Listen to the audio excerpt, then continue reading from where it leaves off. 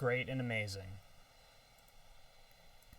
Cool beans. All right. Did you set up your Twitch to save your VODs for however long they normally do? Nope.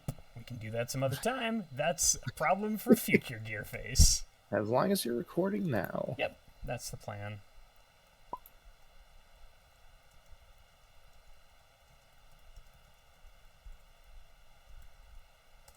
All right. Katsune's cursor having the zoomies right now. Oh, yeah. So, as we were saying before we went live, this is a matchup between DorcGOD and Snow Catsune. DorcGOD bringing, I believe, Hilda, Ragna, Kokanoe. Snow Catsune bringing the alliterative party of Phonon, Polar Knight, and Propeller Knight. Both these mentees were mentored by Aislinn. Despite that, I don't think they've ever actually met in League before. Their League records definitely in favor of Snow Catsune. More games played, more games won. Slightly better average than DorcGOD. DorcGOD played 6 games. Snow Catsune played about 10.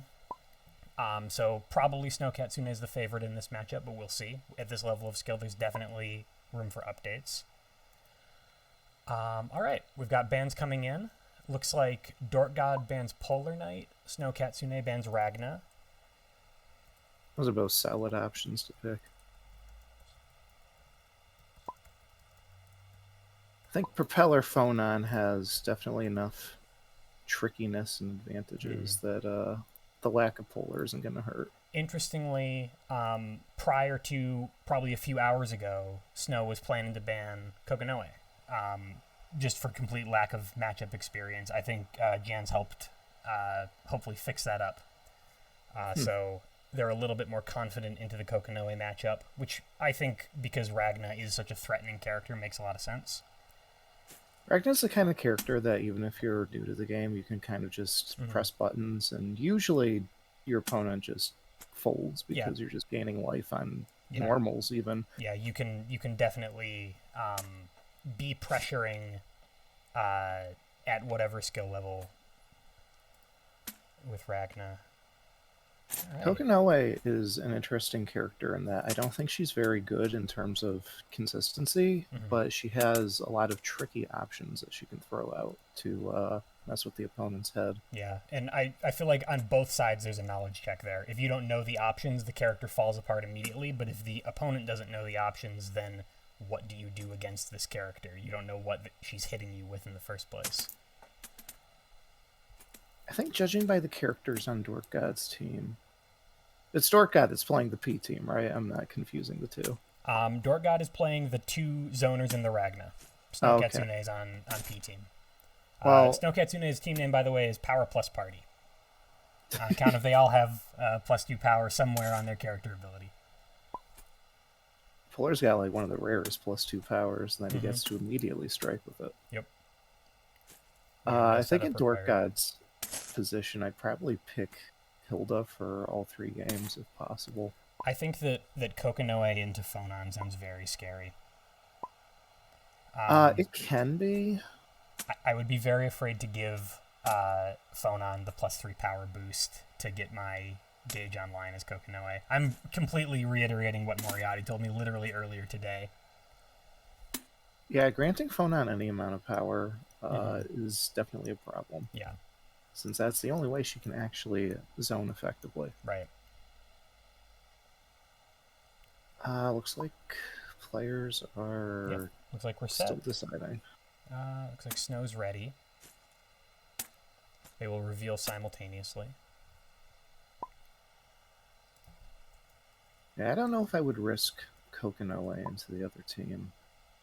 Propeller Knight is a very mobile character who can pretty much mess with all of Kokanoe's setups. It's like Propeller Knight into Hilda. That should be exciting. So you called right on the Hilda start.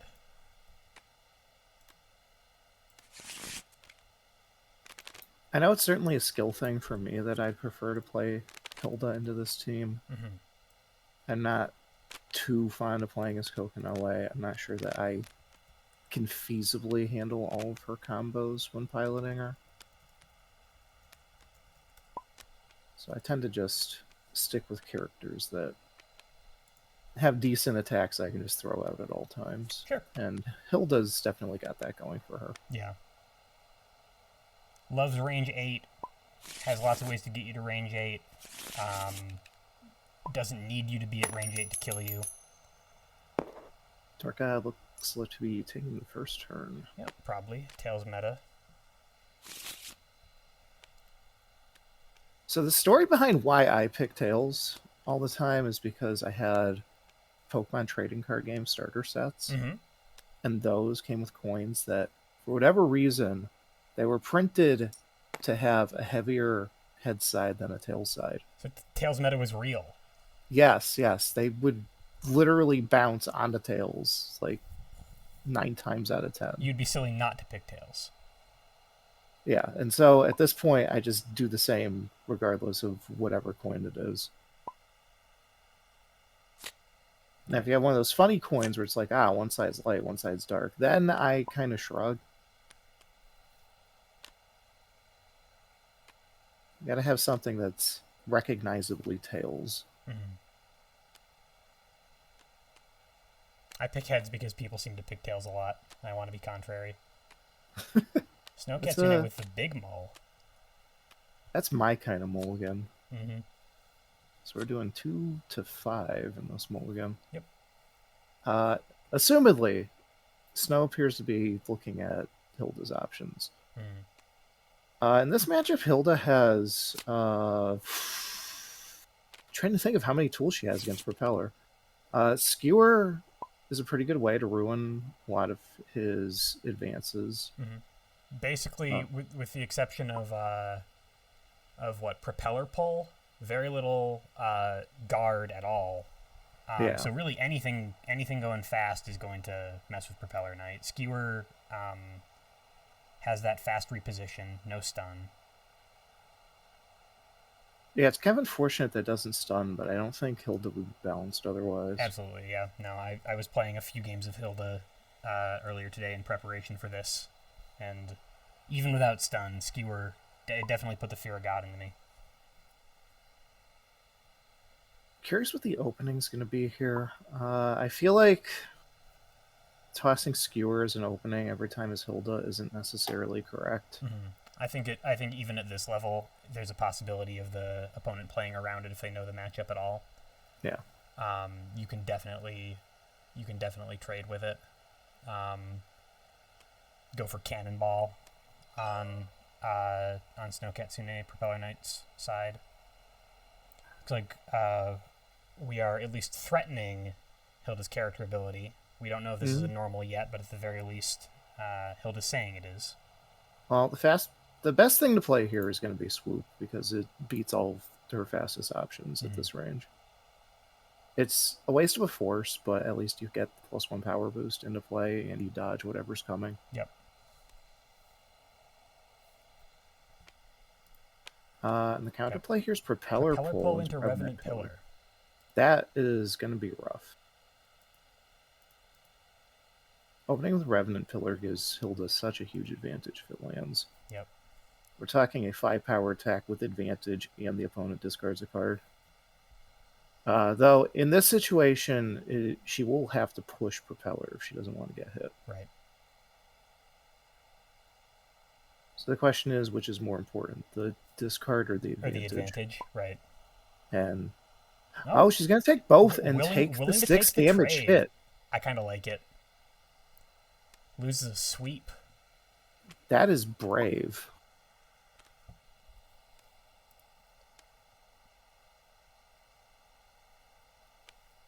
Yeah, and at range for more Propeller Knight shenanigans. Although, I mean, the before would happen either way, so can't avoid the pull, but can definitely avoid the damage. Chose not to for more advantage.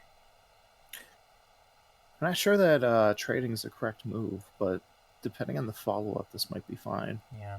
No declaration of the... So this is either, doesn't want it to be... this could be a real normal that you want to play at this range. You could just be crossing out here.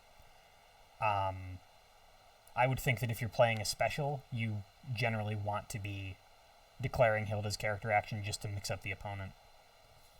Of course. So no declaration on that means, to me, either you don't want the declaration because this is a normal, or you forgot. And I think both are possible. I think threatening grasp is worth doing the declaration regardless of what you play. It forces the opponent into having to play into a mix-up. That's and true. Mixing up 4-power spike and grasp feels pretty okay.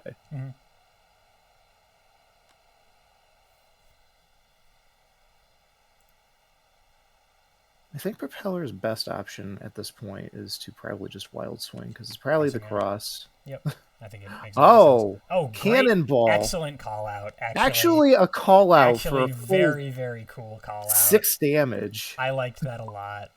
A hype play from Snow Catsune.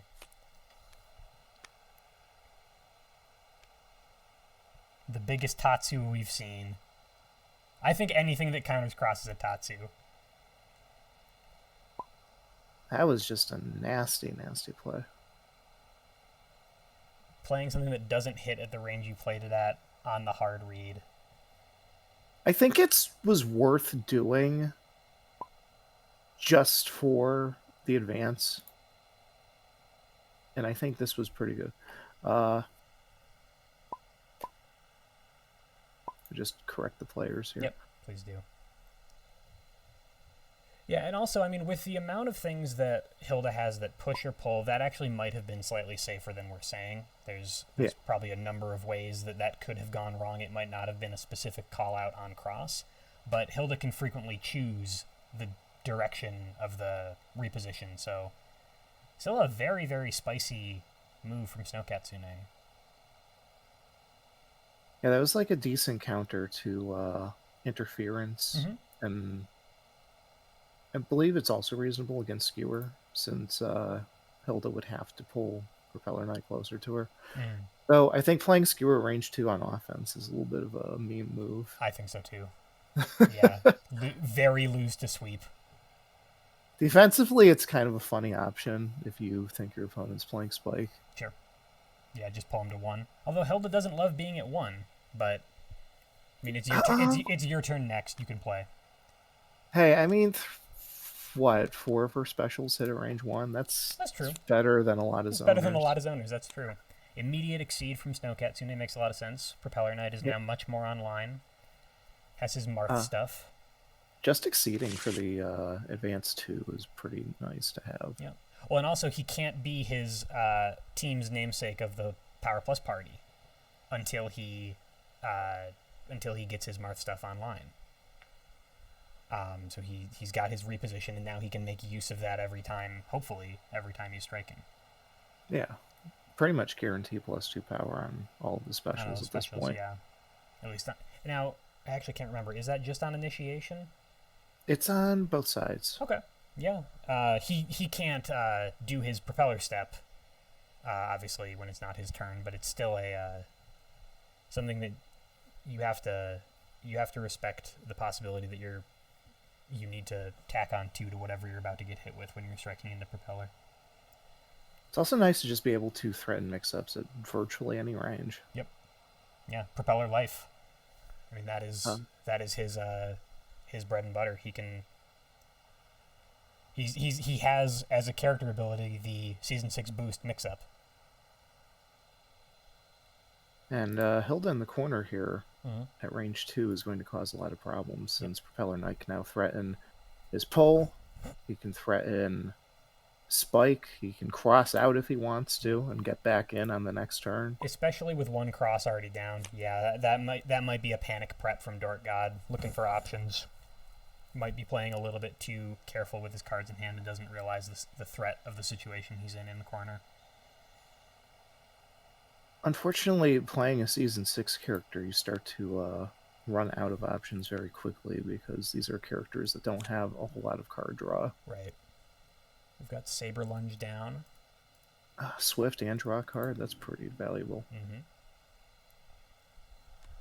Saber Lunge is extremely useful, but in this matchup, it's definitely one of those things where your opponent's going to be in the corner very often. Yep. So it loses basically all of its value. Yeah. That said, being a range 3, speed 6 option is still nice to have. Still good. but can't dive past somebody if they're in the corner. Tech hit doesn't like the Swift on Propeller Knight. Hilda going for I don't know if you're. I think I'm going to call interference into sweep here. I was actually going to say the same thing on interference. I'm not sure about sweep. I'd be afraid at range 2. Focus is cool. Focus is the other good Focus option. Skewer. It's okay, that's skewer. That's a incredible trade. That was a brave move. Yeah. Heard what you were saying about Skewer on defense. Misread the situation a little bit to deal 0 damage. It's a good thing you got 3 more of those. Well, 1 less focus does make interference a little bit safer, and despite the life disadvantage that we're at the moment, if Hilda can successfully push Propeller out, he's going to have problems. Yeah. Goes for,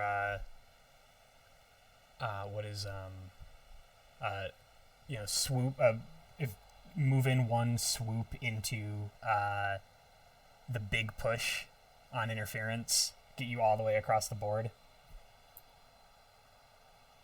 Moriarty hit me with that 3 times in 2 games when we were playing earlier. At least swoop isn't a very likely play here. I'm looking for it for the memes. I'm looking for it as revenge for that cross read on Cannonball. I think worst case scenario is Hilda striking and throwing the interference into a wild swing. Though, this could be a Propeller throwing assault. Oh, an EX. EX Spike, perhaps. I think EX Spike. I like EX Spike a lot better than EX Assault here. EX Assault is a really good defensive option. Yeah, exactly. And I'd be way too afraid of running into sweep to commit to an EX Assault. Speed 4. Pretty valuable. Yeah, I mean, like you lose to it's. Well, I mean, you've got another skewer. There's a possibility here if you call it right and we're right that it's a spike, but you can't dive out, and you sure would like to. Unfortunately, there's not a whole lot of other options that Hilda has available to her. Yeah. She could throw an assault. I believe she has both of them up. Yep, both assaults are up, but it's basically EX something or other, skewer to push back, assuming it is the spike, or assault in. 3 skewers left in the deck, meaning that I would say that the odds of her having one are essentially 150. Again, judging only by my games with Moriarty earlier today, that Hilda has an infinite number of 4 skewers in her deck. Of course, yeah. That's how she powers up her Ultra, of course. Yep. If this isn't Spike, I mean, at the same time, though, why would you back up to Spike? Spike is, I feel like, just as good at range 2. There's nowhere to go. You pose a good point, and I'm not sure that I have an answer for you other than that it felt comfortable. Yeah, I mean, maybe you have other things in your hand that are better at range 3. Maybe you got EX Assault in your hand as well.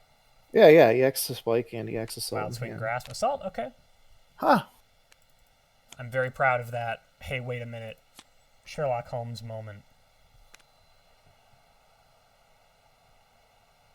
Very, very dangerous life lead. This is going to be a lot of risk. Range 1 strike. Kind of unusual with the opponent in the corner. I think if you have dive, you play it here. I'm playing against the sweep at this point. Yeah. Focus in. Okay. No, Focus in the we'll take that. That's a curious play. Maybe kind of wishing that the grasp hit and pulled you so you could get yourself out of the corner a little bit.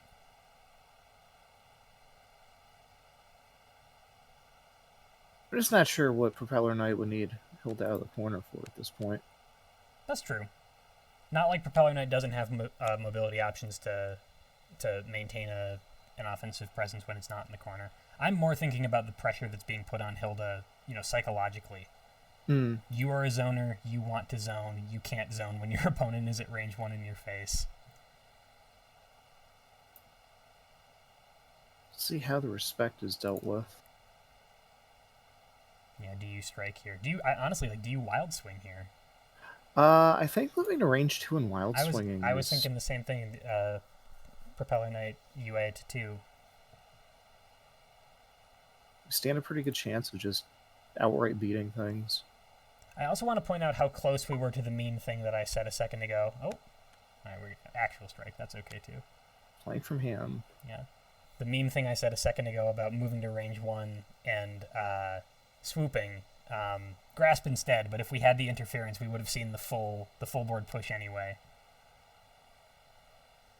Curious if this is the fabled propeller push. Into Hilda. Okay. Crossing. Interesting. Just playing on curve.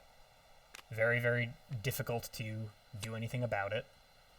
There's enough of a life lead to handle this situation. Mm-hmm. And again, not like Propeller Knight doesn't have options at range 3 and 4. I think the real problem here is Propeller Knight putting himself at range 4 when Hilda has her Ultra. Has her Ultra. Yeah, her in the darkness. Yes. Yep.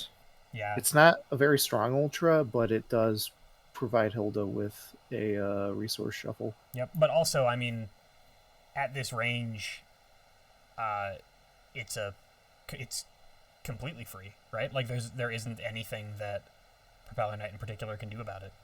Not unless he's holding on the EX launcher and we don't know about it. Yeah, that's true. EX okay. So spending a block at 5 life. Interesting. That's a big risk. Yeah. Looking for the next hit, maybe not paying attention to your own life total. I've definitely been there. This does ironically make Cannonball a little bit less safe, since we do know that she's not going to wild swing into that block in particular.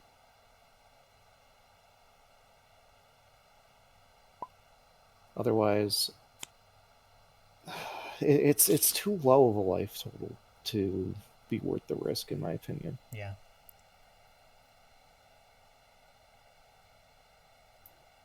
This is also Propeller Knight, who can play light from his discard pile. And having the tech hit probably would matter for that, too. That's true. Yeah, both copies of tech hit being down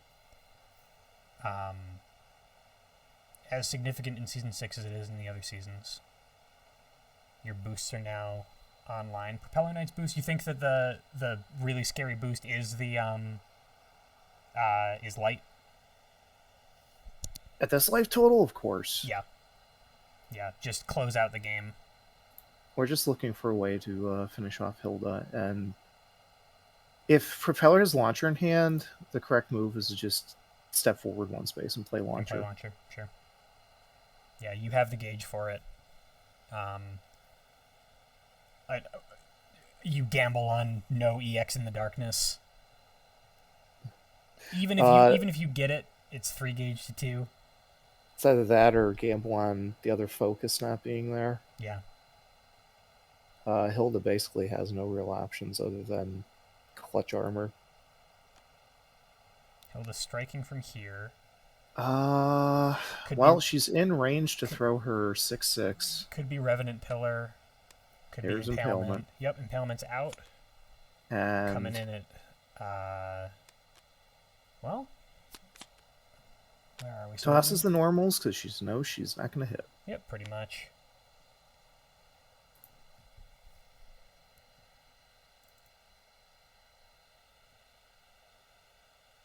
Well, successful push or pull at this point will close out the game.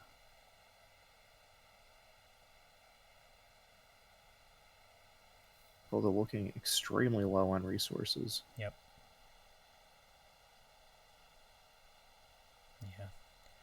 When your Ultra doesn't do the 18 damage you need it to. Or at the minimum, the 6. Yeah.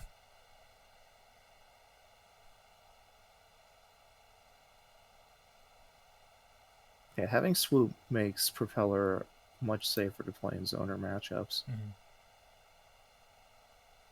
And unfortunately, let you pick the range. You kind of just need to respect it. Again, except for in the darkness, except for that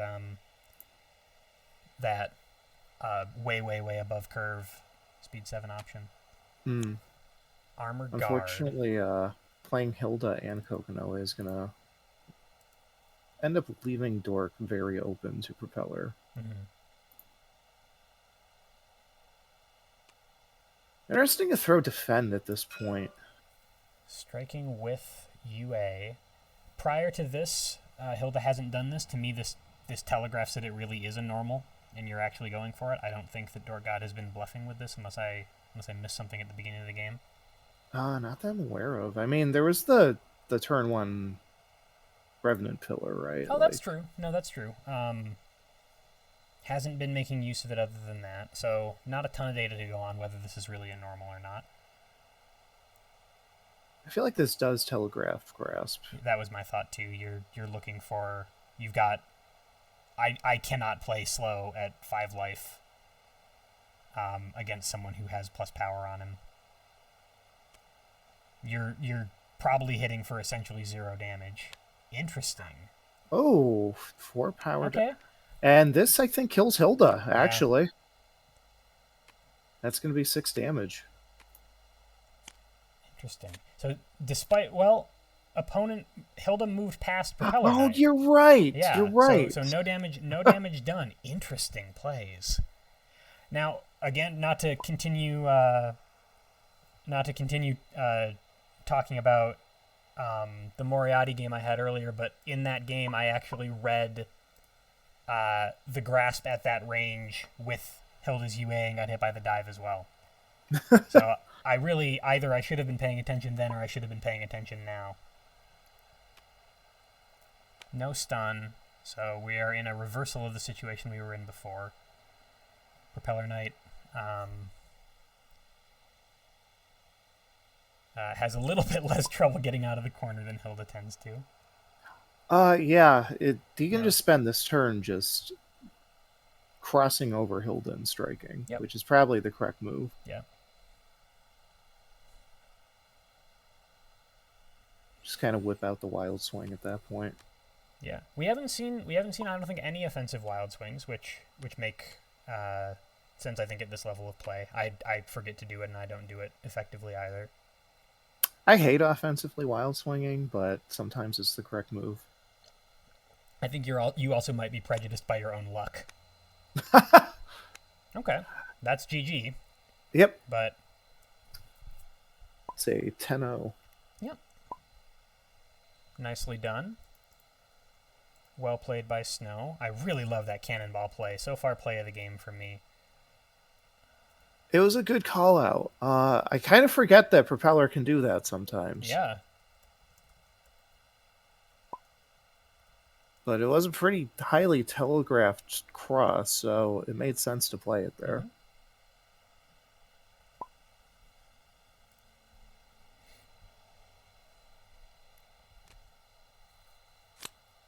All right, giving players the arcade mode conundrum. Does winners stay? Yep. Give a little bit of the momentum back to the loser. If you are confident that you just got rolled in that matchup, you might want to rotate your characters out. But if you are feeling like, if something had gone a little bit different, I could have clutched that out and I've got a better chance, you stick with your character. So Propeller Knight is staying. Are we seeing the Kokonoe play? Or is it going to be another game of Propeller Hilda? All right, Propeller Hilda. I think that makes sense. I think Hilda robbed herself. Yeah, I don't think that game was undoable by any means. There were a lot of judgment calls there that I think cost Hilda in the end. Mm-hmm. Yep, we shall see.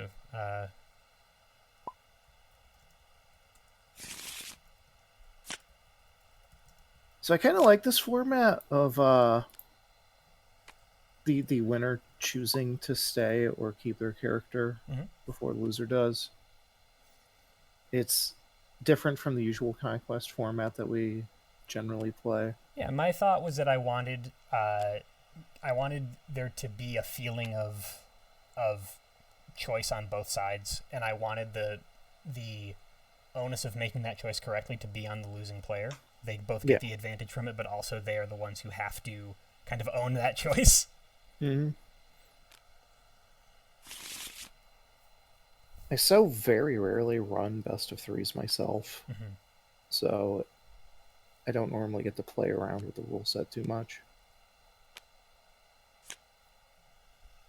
Though the fact I run best of two seems to throw people off enough that I think that's a big enough choice. At the beginning of this event, we actually had a conversation in the Discord about just that, about the confusion that even the name best of two, but how can it be best of two? You can tie. For league games, I mean the tie is a relevant score as well. All right, looks like both players are ready to go.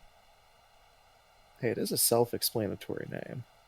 Play two games. Someone does the best. Someone does the best. Maybe no one does the best. You both did equally the best. Striking with UA.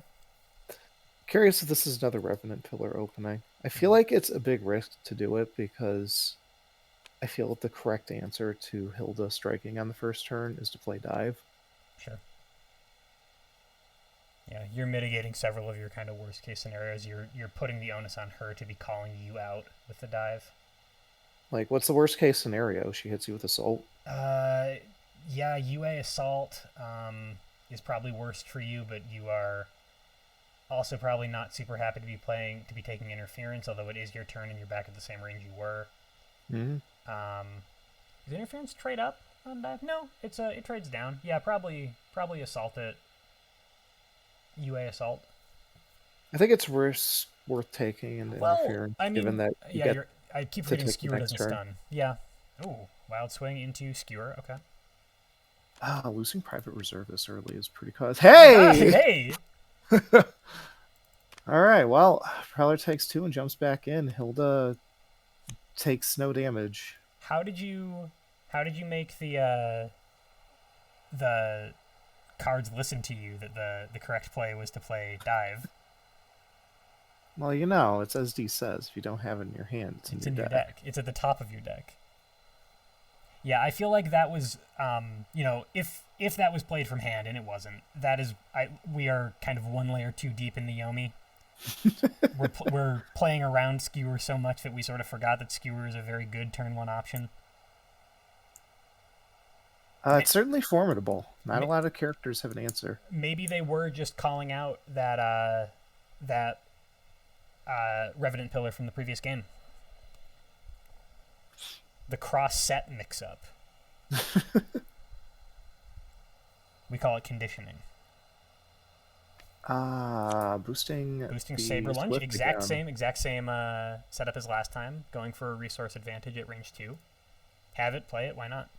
Mm-hmm. As long as you have a follow-up, which, given its Propeller, there's a lot of follow-ups. Seems like a good reason to draw some cards, too. Maybe you'll have a follow-up.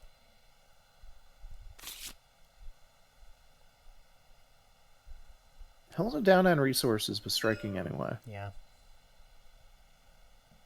Telegraphing the grasp again. Come on, dive. The dive play was so cheeky. Mm-hmm. I love it to happen a second time. For me, it's a third time. I'm already getting flashbacks. Unfortunately, the +1 speed makes dive quite a bit of a risk here. Yep. Wild swinging. Swing dive, grasp. Into the grasp. Oh no! Into the swoop. At least you're gonna have to invalidate that. Yeah. Can choose to. Validate. Or no, actually, you can't. You don't have to invalidate it. Yeah, you're right. You can take that hit. You can dodge out of the way of that. Yep. I think spending the force is worth it here. How much do you care about taking 2 damage? I mean, I guess the alternative is you're losing your swoop. So you're either paying a force and dodging out of the way of your swoop, or dodging out of the way with your swoop but missing, or you're taking 2. Looks like validating with Cannonball. Yep.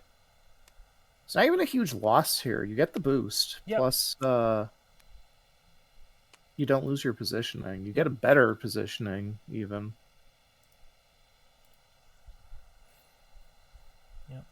boost in play. Rose toss up.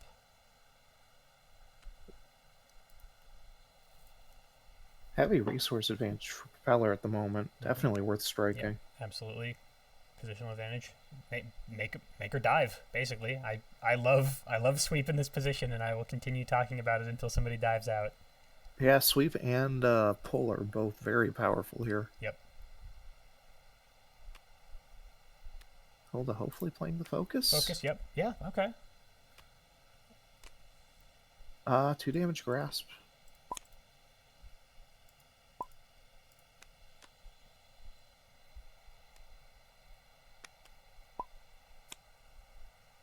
We're seeing Snow actually playing on curve early in the game quite a bit. We saw a grasp at 1 in the corner before as well. Although actually thinking about it, that actually may have been the Hilda side. I'm surprised that fast options are coming out so early. I don't think the grasp is especially worth it at the moment, given the board position. And we're looking at the risk of running into interference at any point. Right.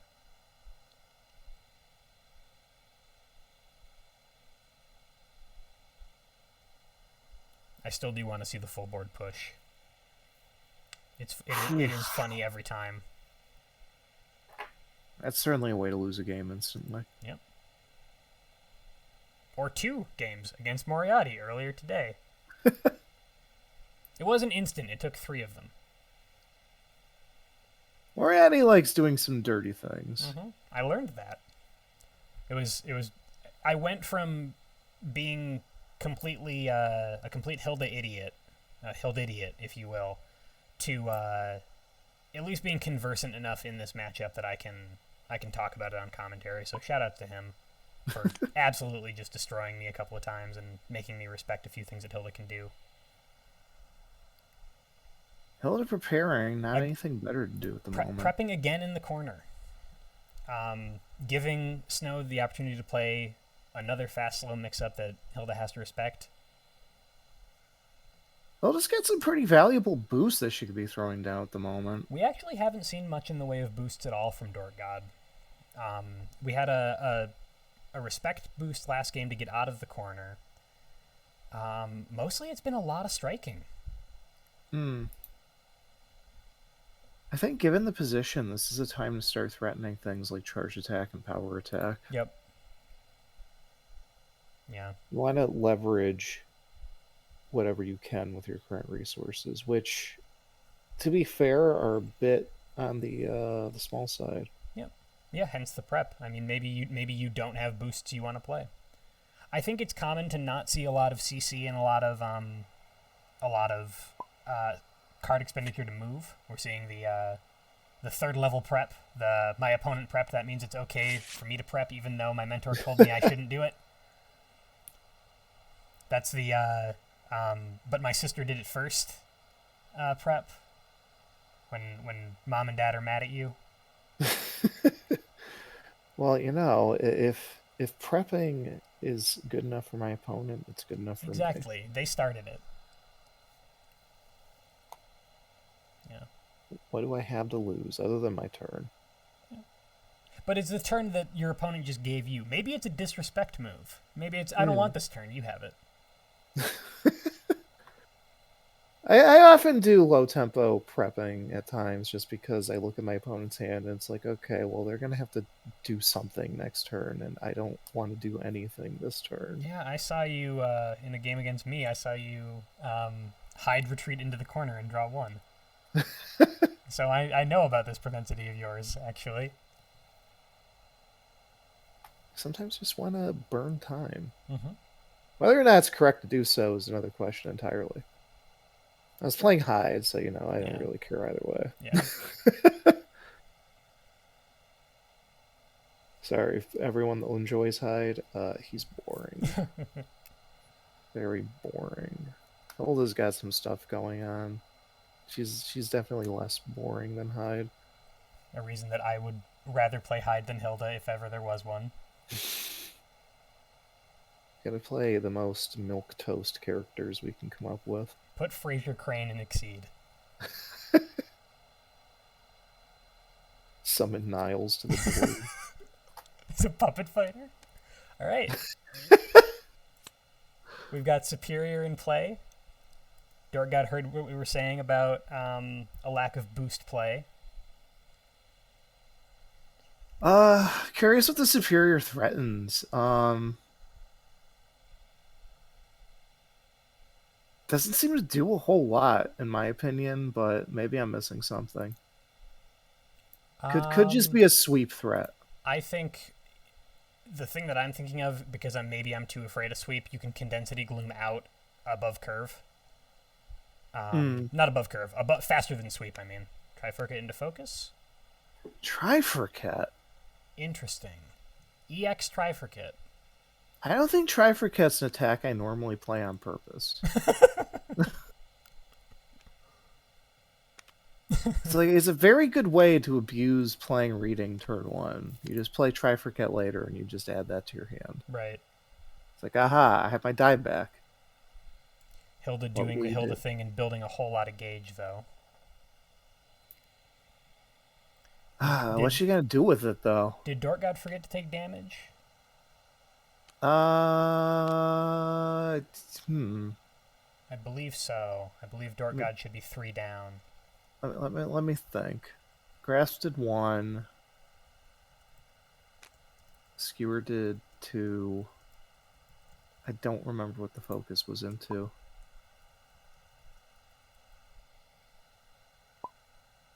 Oh, EX for 2. Oh, yeah. Oh, no. You know what? It was, they were down 2 before, I think. Okay. Yeah. Okay.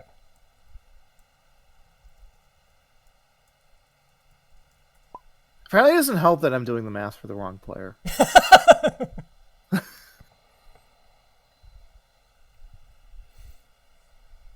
I'm just looking at the 21 over there. I'm like, okay, well, there's 4 attacks engaged. What happened?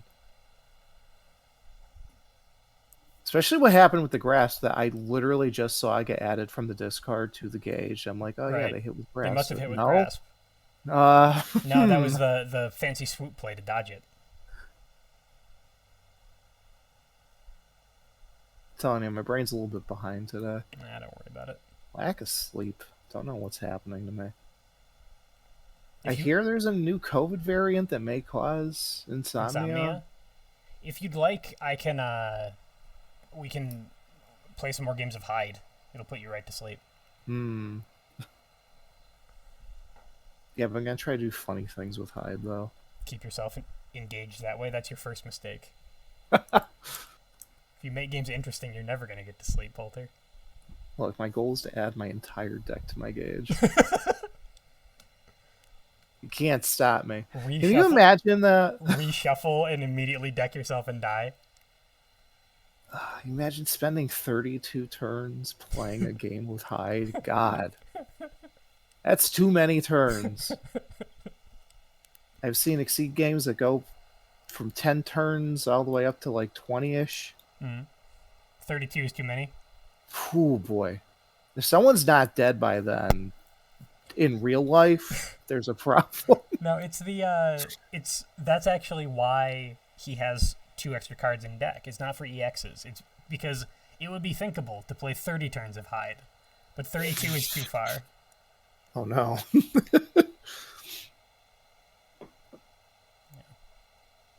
God, yeah. I mean, I've seen some really silly things before. He's been pushing that Gin Rummy Bison pretty hard. I recently put into his brain the idea of playing what was it? Like what do you call rummy when it's not gin? What do you call it when it's just like 4 people at a table? Does that have a special name? I could not tell you.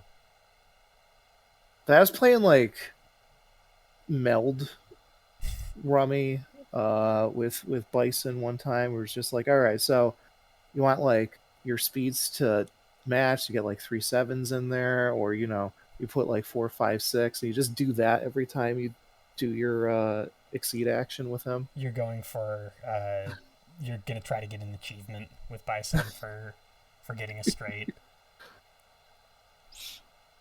Yeah, you need those. You need to get your runs and melds in. Coming back to the game. Yeah, that's actually what I was about to.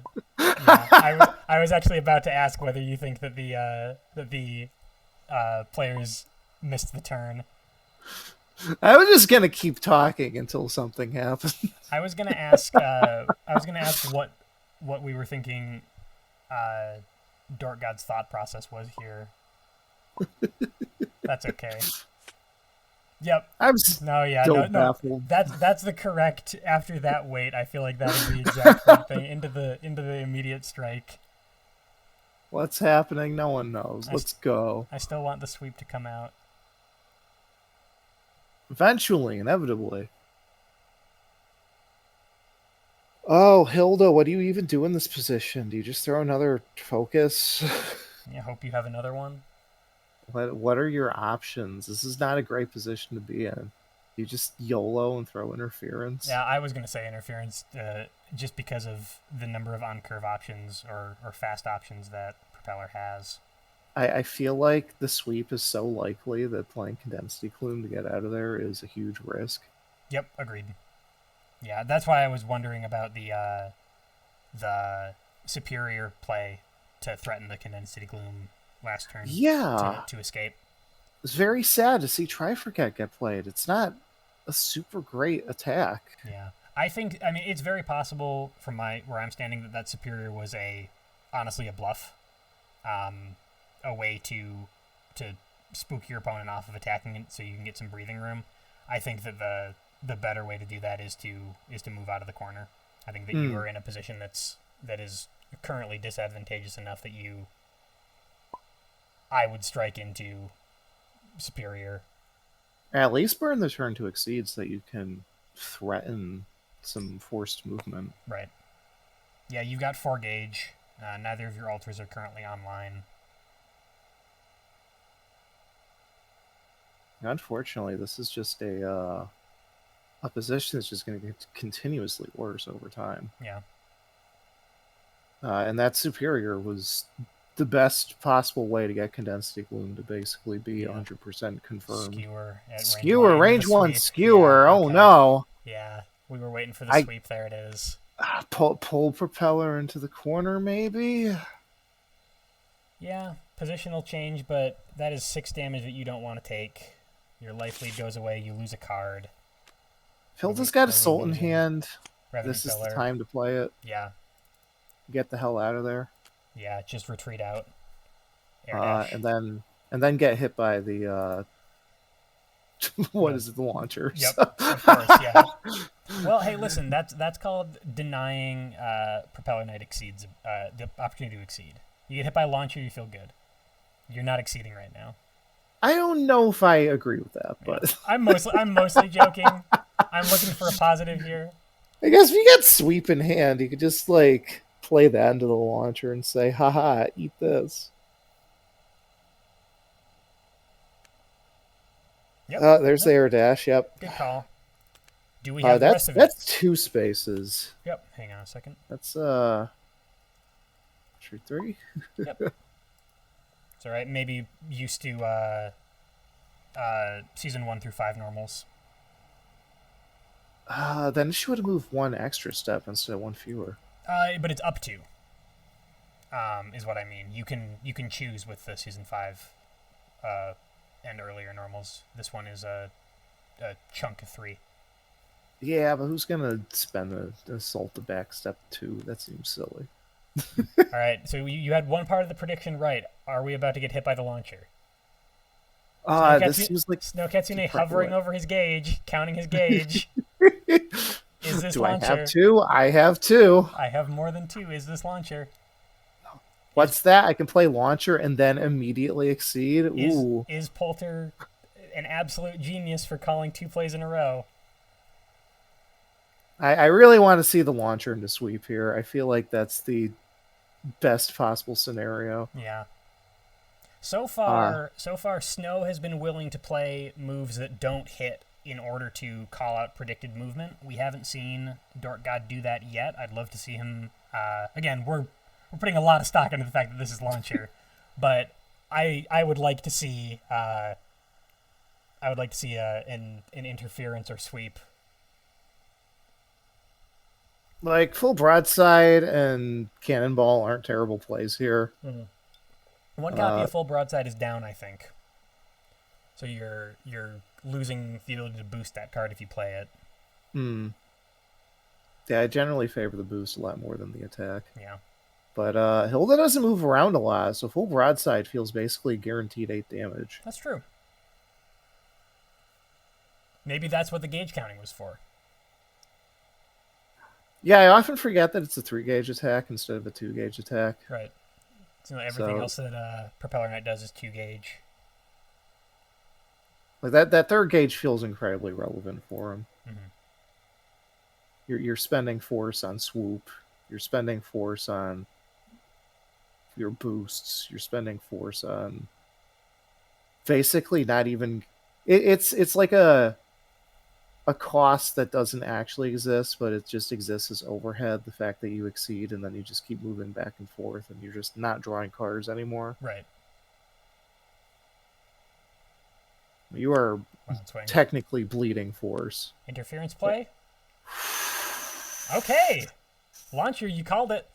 You called the launcher, I called the interference, I'll take it. Not quite sweet, Not quite sweet, but it's fine. It's acceptable. Yeah. Keep you in the corner. Feels bad for trading at all with an ultra. All right, Propeller gets advantage. Does he pop out of the corner here? I think you exceed here, right? You exceed. I probably would immediately advance 2. And then just threaten the same horrible position Hilda was in before. I have 2 copies of sweep, and you might remember this position from the last time I hit you with it. A lot of gauge on Hilda's side, though. I feel like as soon as she gets a turn again, you start, aggressively filtering your hand with it, start drawing cards, start moving the opponent around. Something that Hilda can do that I don't think I've seen literally anyone ever do is exceed and then just use bits and pieces of her gauge. Yeah, instead of the entire thing all at once. Like, you aren't told that you have to draw a full hand of cards with it. You're not told that you have to push your opponent all the way to range 8 with it. Right. So you just want to keep just a little bit of gauge. You think it's spent every little turn. You think it's the illusion that action compression is is so strong? Like, I can do all this on 1 turn. I'm losing value by not doing it on 1 turn. So you are kind of incentivized maybe in the player's mind to keep taking actions because you have actions to take. Maybe. I think the trick with that is that players are suffering from the illusion of action compression, because if you think about it, Hilda spends a turn to exceed. So you've already wasted a turn. And now you're basically either taking the move action or the change cards action with her ability. Right. You're just doing it 1 card at a time. Right. So you gave up 1 turn to get 1 turn. Right. You could and then do something else. You could also be pushing and pulling, but I've seen a lot of just super card draw, and that, you're right, that is basically just CC with extra card movements.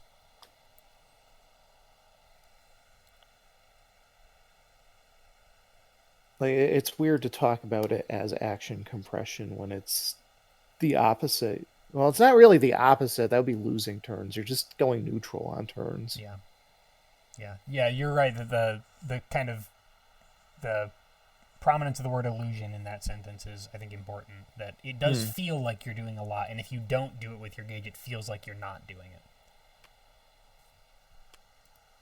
Spike into Spike. Oh no. Defensive Spike, I like that play just because I'm personally afraid to use it. I love the corner Spike, but you have to be on top of your game to know when to play it. Yeah, I respect both sides of that exchange. I wouldn't have been caught by the offensive Spike by playing defensive Spike, but that's because I would have been too afraid to play it. Here comes the exceed action. No. No? Backing up. Interesting. Excuse me.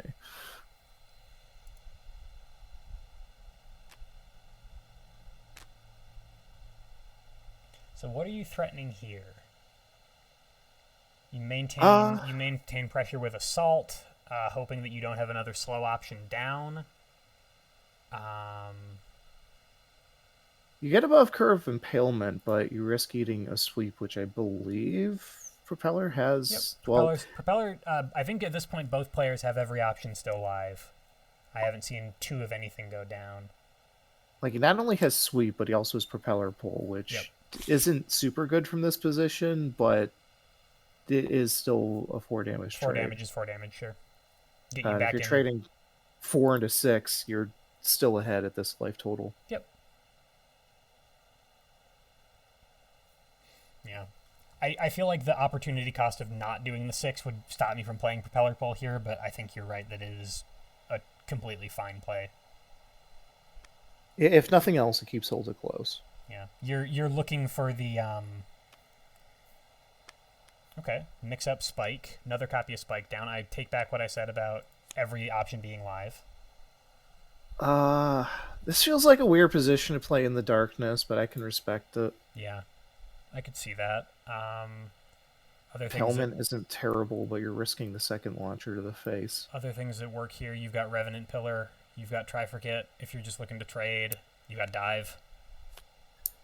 Try Forget's a little awkward since it's not range 4 until you get hit. Right, that's true.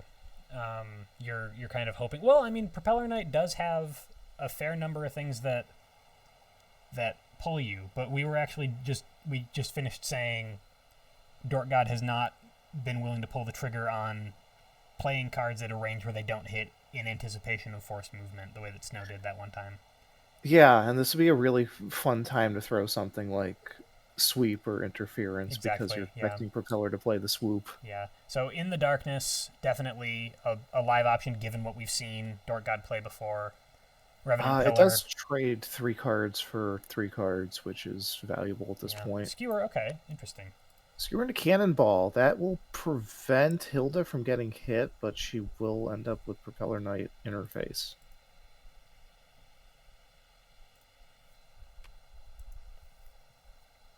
Not sure that the value gain here is worth it.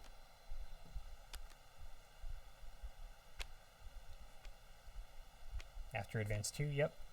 Makes sense. Unfortunately, this passes turn. This is why I'm not a huge fan of Skewer. There's enough ways for characters to get in that if they happen to have one available and they play it at the right time, you've lost all your advantage. You've done 2 damage. And now it's your using a valuable boost in the process, too. This also makes a lot of Snow's remaining slow options a little bit more valuable. Yeah, and that Power Attack is an insane boost. Yeah. Power Attack is a boost that I don't think people look at. They look at Skewer and they say, oh, well, it's super above curve. It prevents me from taking a hit. It deals damage. It gives me gauge. But +1 power, plus gauge, plus advantage. If your opponent lets you have the advantage, you've gained Grasp into Sweep. So much value. So Snow Catsune sees those... Snow Catsune sees both those spikes going down and immediately plays Sweep at range 1. Drops a Dive, too. Yeah, and all of a sudden, where is Hilda's damage coming from here? She's going to need to back up and play Impalement. Yeah, I was going to say, Hilda is looking for ways to deal, 5 damage or more in a couple of strikes. I think she accidentally threw a Skewer into her discard pile. Yeah. Not paying attention to the ranges on the attacks. Only has one. Well, yeah, and I mean, unless you're just threatening Skewer over and over again, you still have some copies. But yeah, you're limiting your own damage by not having that Skewer engaged to pull from. For people who don't know, you need that Impalement damage at this point in the game. Yeah, for people who don't know, like I didn't know earlier, Impalement, you pay gauge, and that gauge costs each card that has the range to your opponent in it deals +2 damage. I learned that the hard way earlier. So if that is the threat, it's face up, but also it's a little bit neutered. There's just one copy of it engaged now. So you're looking at 4 damage. Still 4 damage, but... Yeah, I think DorcGOD rushed themselves. Fly up to get back into the corner. Makes sense. Unfortunately, that is always going to be a relevant threat from Propeller Knight in a zoner matchup. Yep. Both copies of Launcher down, I think. Yes. So one engage, one in discard. Start Condensity Glooming. Hope you don't get swept. Condensity Gloom on defense. It will keep her alive. Both sweeps are down here. If you are really if you're really trying to close the game out with Impalement, get to the other side of the board again.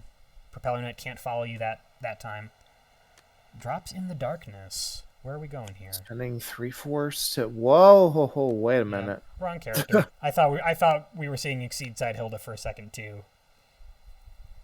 Interesting.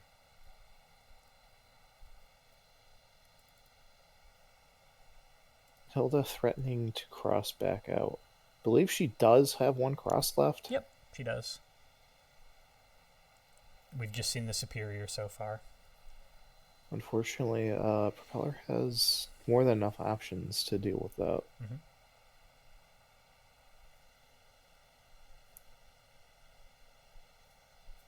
Yeah, whenever I watch games, I try not to root for one player over the other, but I do see which character is going to be more advantaged. And it's like, all right, well, let's see if they play it out properly. Mm-hmm. Gets especially tough at these life totals where Propeller can just lose in 2 turns if he's not paying attention. Yep. That's kind of why I was wondering where Hilda's damage is going to come from. You've got 10 to make up. You've got 2 copies of Sweep. I think if Snow is looking at that, he's being especially careful of that. Then again, incredibly hard to play Sweep at this life total. And unfortunately, Season 6 character, the thing that you really want out of your Sweep right now is +2 power. Mm-hmm. Or, I'm sorry, +2 speed. Which, the speed, yeah. Yeah, which Hilda doesn't... I mean, is Hilda's only source of speed superior? Yeah, I believe so. Yeah. Technically, she has her funny boost.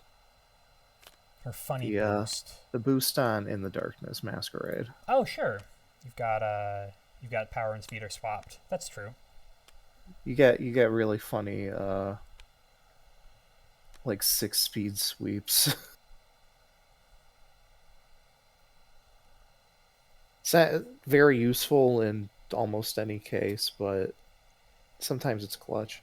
This feels like cross to me, even at range 1. I think both copies of Grasp are down on Hilda's side. Yes. I'd be too afraid to play fast if it is... if it's Assault, you play faster than it, or you... both copies of Dive are down too, actually. I mean, Propeller Pull just closes the game at this point, so if you have it, you play it. You've got 2 copies of it left too. We haven't seen a Propeller Pull down. If you don't have it, you Wild Swing it. Yeah. I would be worried about playing something that is slower than Sweep when you've got 2 copies left in the opponent's deck. Again, I wouldn't want to give them the opportunity. But a Sweep won't kill you. Hmm. Is there anything that Propeller Pull would lose to at this point? Believe literally nothing? Yeah. Cross into... Okay. Cool. Okay, right. wow. I would have been afraid to do it. That was spicy. I appreciate Snow having the presence of mind to respect that threat that I would have been too afraid to play on Hilda's side. You're at range against Hilda. In the Darkness is already down, so maybe you're a little bit less afraid. Or you're especially less afraid of it now that Hilda only has 2 gauge. But 1 life is still keeping Hilda in here. That was a big source of damage, though. We're looking at probably 3 strikes now that Hilda has to win clean. Yep. Before she takes any damage. And I think she's down almost all her mid speeds. Yeah. Dives are down, spikes are down. We got Trifurcate, but Trifurcate will really needs to trade at this range, like you were saying earlier. Yeah, I think the only mid speeds that she's really threatening at this point are what, Interference and Revenant Pillar. Yeah, and those are both speed 2. It's yeah, they're slow mid speeds. Yeah, slow mid speeds, exactly. Cross into. Okay. Headwind. Okay, that's... Run away. I will take it. I will take another turn here. What do you do with it? Safety. You have to prepare, right? Like, what are your other choices? Reshuffle, I guess. Yeah, get some options live again. You're putting a lot of faith that the card that you draw is going to save you here. And I want to say both blocks are still available. They are. I don't think Hilda's down and out. We need to draw the blocks. Yep, and also no Condensity. Actually, across both games, we've seen no Condensity Glooms played, which is interesting. I know, it's such a big robbery card. Condensity Gloom at this point feels pretty safe. Problem is, it's slower than Cannonball. Right. Condensity Gloom, while we're talking about it, is this card over here, which you can set face up to move to it afterward. Big reposition. Yeah, Cannonball. I'm pretty sure that both Cannonballs are down on Snow's side, unless I missed something. I remember seeing one. I don't know if I saw the other. Yeah, I think that there was a whiff with one. Did we see a boost with Cannonball? Hang on. I can't remember what Cannonball's boost is. It's the one where you get to move, yeah, right? it was the Ryu, is the Donkey Kick boost. Or the, I'm sorry, the 1-inch punch boost. 1-inch punch, yeah. There we go. The other really incredible Ryu move. Quick Step's great. I love it on any character that has it. All right, so this is fairly face up, I think. What are we playing here? Could be a swoop to just try to get in. Yeah. Yeah, you just use the Propeller Knight UA to get a little bit more distance out of your close. Because at this point, losing the force on swoop is nothing when you're at this life total with these resources available. I need to stress close, getting more distance out of your close. CLOSE, not clothes. I have a little bit of a lisp. Although, his clothes are pretty fancy. Yeah, they're pretty good. Alright, so this is... Yeah, range 5 Cannonball can't be beaten by Skewer, so... Yeah, I'm not sure if Cannonball's left, though. Skewer into... Swoop. Okay. We are running ourselves low on skewers here. It's probably the best possible play.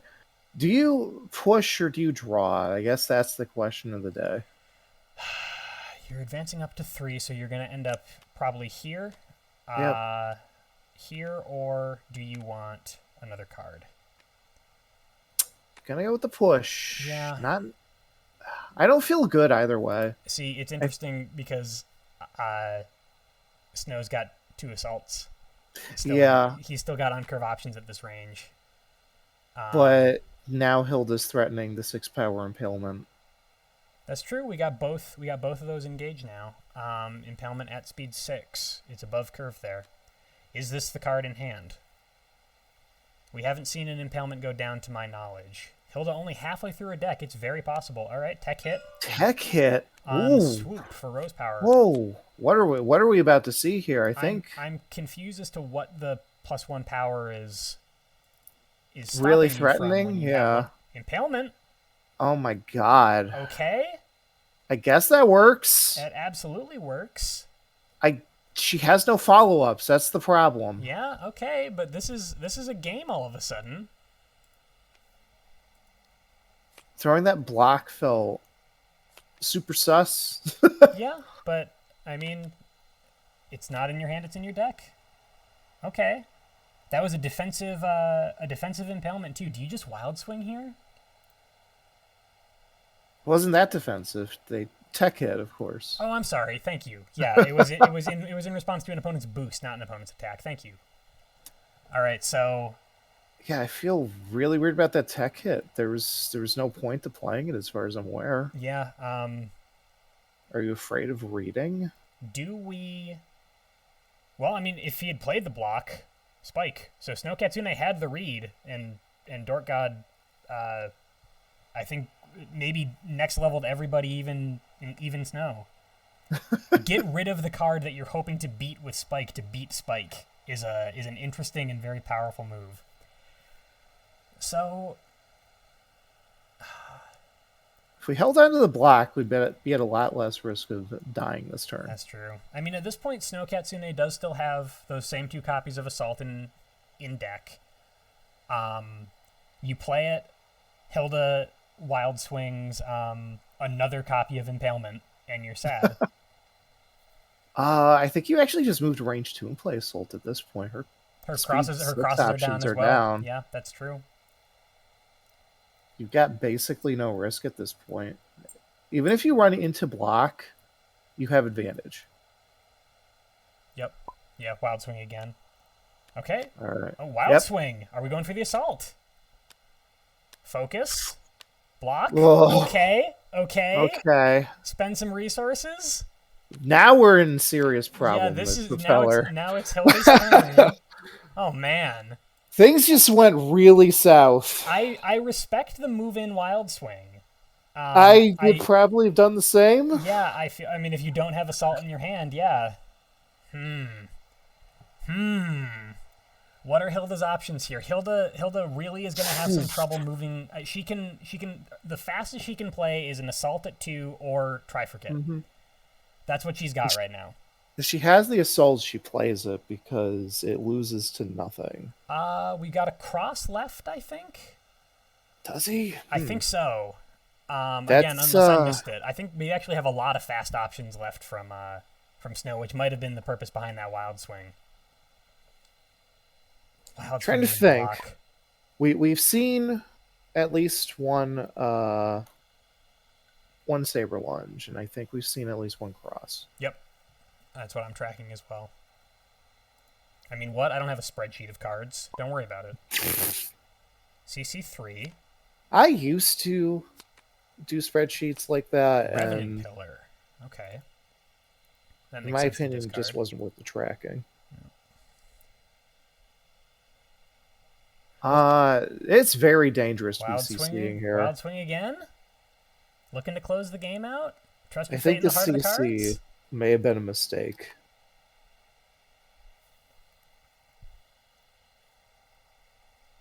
If it's Assault, it's over. Unless it's a block. Trifurcate, fastest thing you got. Oh my God. Playing slow at 2 life. Oh my God. Where were your fast cards? Yeah, I want to see that hand. There's one. Oh no. Really, really interesting dynamics there at the end. I'm amazed. Was Trifurcate really the fastest thing Hilda had in hand? I mean, the other option was Assault.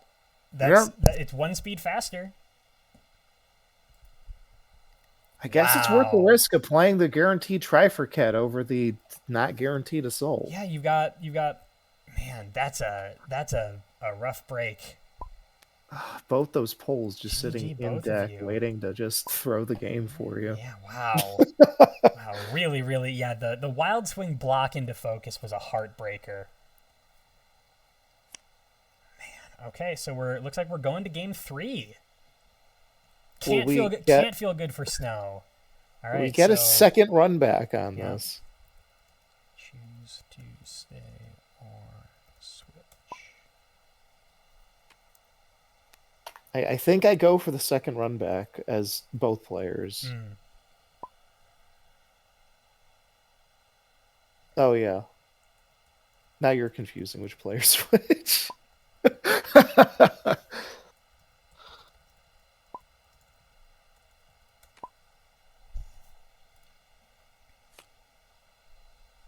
Right. Yeah, I think this is like the other commentator's curse where you just like forget what you're talking about in the first place. Pretty much.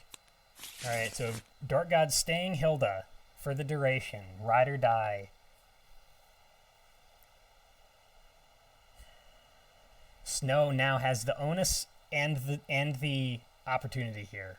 This is why I made the rules this way. I wanted game 3 to be very, very stressful. Do you feel like you just got robbed, Snow? If I was Snow in this position, I would stay because I would want the run back. It would not be a good reason to stay, and I would probably lose the game over it. Other option is phone on. Yep, phone on into Hilda is, I feel like, is a swingy game. I don't favor my options as phone on. Yeah, I think that. Yep. All right, we're keeping Propeller in. All right. Problem with phone on Hilda is that if you get pushed out as phone on, you have options, but not on your opponent's turn. Right. And Hilda can keep on pushing. So it's a question of whether you get all the correct options at all the right times so that you can keep your threats up. And personally, I'm not a huge fan of letting my deck take the wheel. No, absolutely. Again, with your described luck, I don't think you would. I underflow sometimes. I sometimes just get like 5 EX decks in a row, and it's like, well, I'll take it. You wind up back at 0. Those are the times when you're teaching a new player how to play. Yeah. You get the greatest luck of all time, and you're like, I promise that the game isn't always like this. God, you should see my practice sessions with a little creature. It's just EX after EX. Yeah. It's like, I didn't ask for this. No, it can't be in a really high stakes match that counts. It can't be in tournament. It can't be in bracket.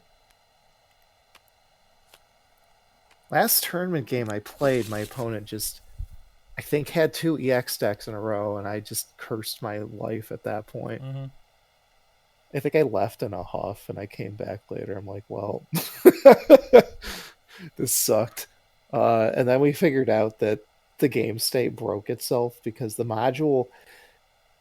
There's a weird glitch in TTS where, it tries to sync between all the players, all the information, and it's usually pretty good at it. And then sometimes you do something like try to pull a card out of the top of your discard pile the very second someone tries to search your discard pile. Yep. So for the searcher, it keeps the state of the discard pile preserved, but for the person pulling the card out, it also preserves them performing their action. Yep. So you just like pull out an extra sweep, and it's like, oh. In practice, you've created new matter from nothing. Yeah. Yeah, you've broken the laws of physics and of time, and you'll be punished for it. And TTS thinks it's fine because both players did a legal action. Yep. It's like there was nothing blocking out either action at the very second it happened. Yep. But I had to replay that game. Yeah, speaking of, looks like our references kind of collided into each other. That's all right. So, Snow definitely going first here with his 5 cards. Immediately striking. Is that the correct move? It's probably the correct move.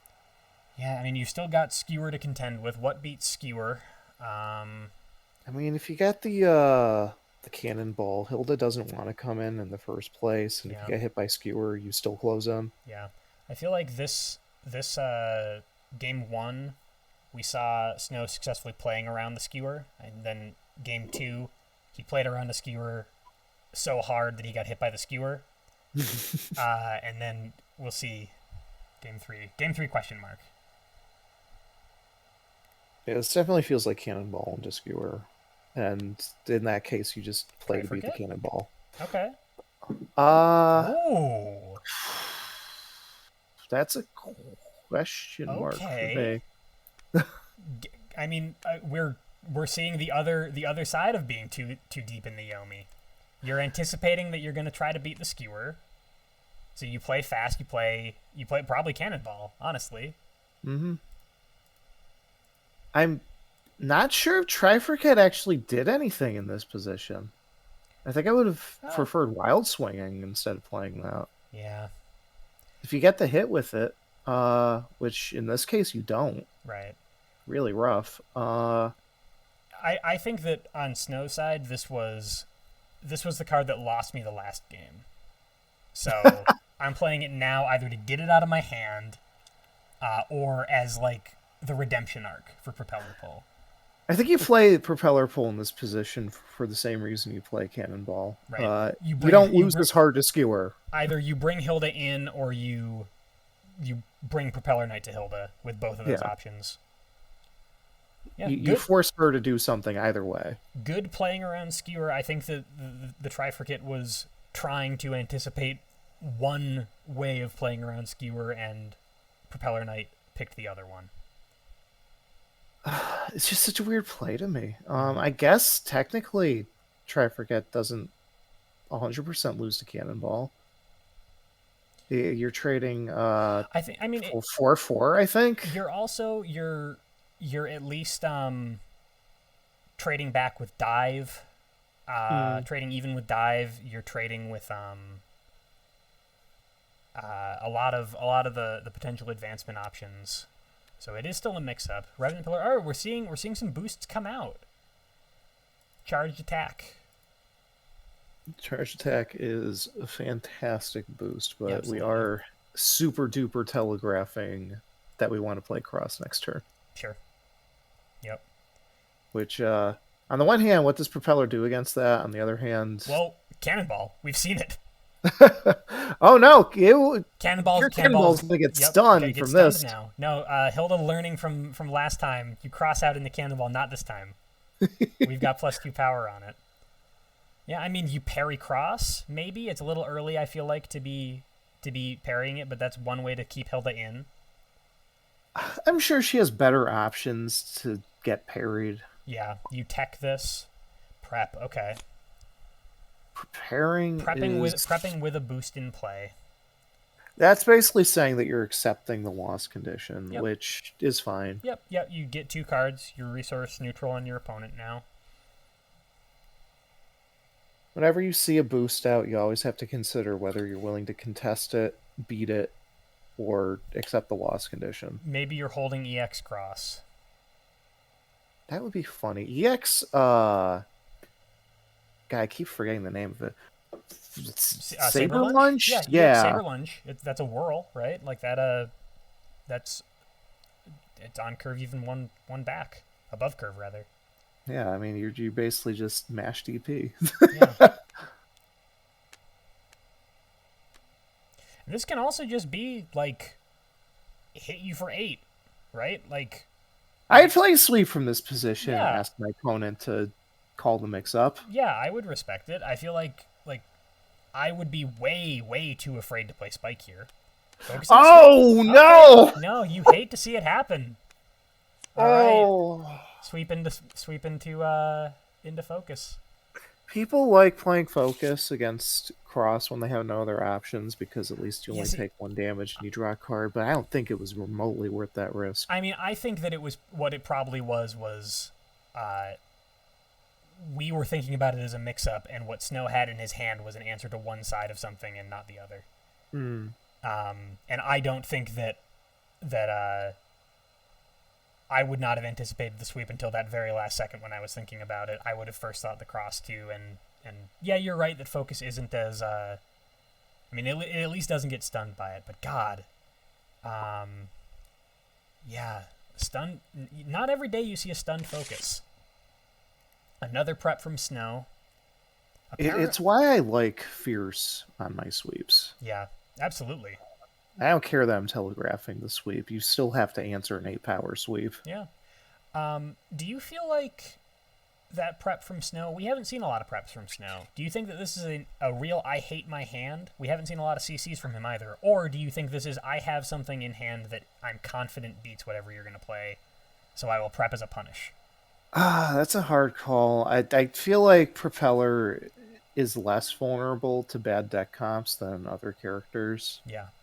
But you can still fall victim to just having grasps. Yeah, I feel like... having grasp and spike and being like, well, these are kind of terrible from this position, but I don't want to get rid of them because they're both super valuable options. For later, yeah. I feel like Snow has shown that he is willing to boost in a position like that. From the 2 games we've just seen. So I'm wondering if I'm still thinking that he's got some kind of EX in his hand. Okay, maybe no strike. Well, striking at this point feels like a bit of a risk because you're at low resources. Hmm. So you need to do something resource positive with this strike. I really liked the Revenant Pillar play. I really liked the. I mean, what that did was make Snow prep twice. Yeah. So you are tempo positive at the very least by doing that. All right. All right. He started at prep. This is a good position to prep because your opponent has to do something. Yep. Whether that's CC, move, strike, boost. Having only 6 cards in hand means that preparing isn't really an option on the table. Yep. Not that I haven't seen players do that. Mm-hmm. But it feels a lot worse. Nobody likes to discard a card from 8. If I really hate my hand enough, I'm going to prepare again at 6 cards. I may as well just change cards. Right.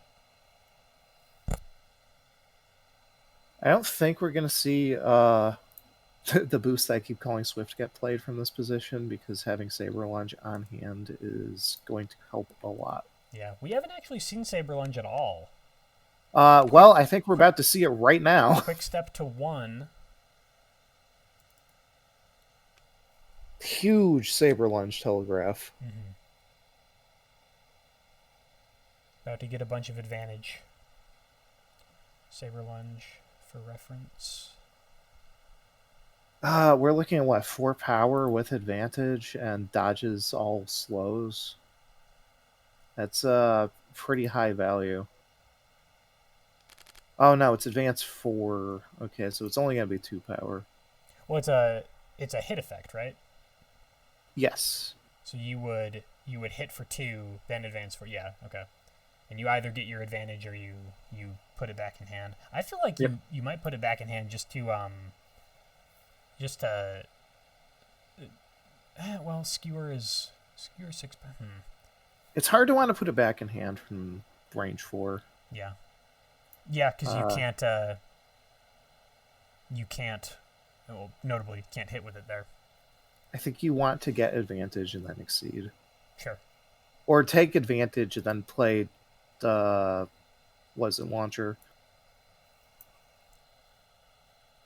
Yeah, from 4. All right. Fast either of those feel like strong plays. Is this grasp? Is this calling out focus? Okay. Focus into grasp. Wow. Oh, no. Moving with this into range 1, maybe he did just have a real rough hand.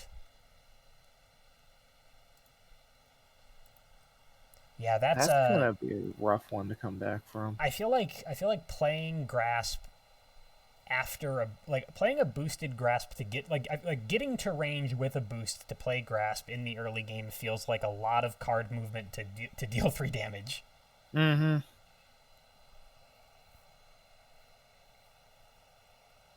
Especially when you run into a slow. Yeah. I think this is the first time we've seen Propeller on the back foot. Mm-hmm. Yeah, maybe shaken by the end of that last game. Maybe deck got shaken.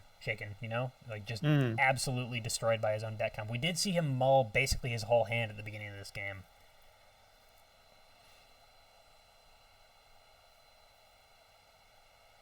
I'm pretty big proponent on keeping the one thing that you think you're going to need from opening positions and then mulling the rest. Yep. Because I just like seeing more options. Yep. Especially when you're season 4, look how much cool art there is. Why wouldn't you want to see all these cards as quickly as you can? Thankfully, we're not seeing the season 4 normals because those are so hard for me to tell apart from each other. I love season 4 normals though. They have great art and almost no coding to them. Yep. Wholeheartedly agree.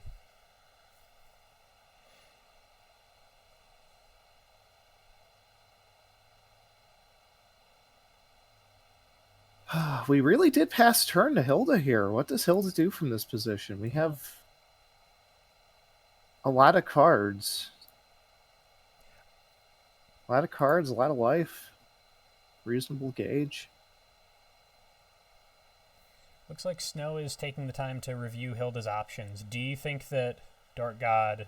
I don't want to say it. Do you think that DorcGOD knows it's his turn?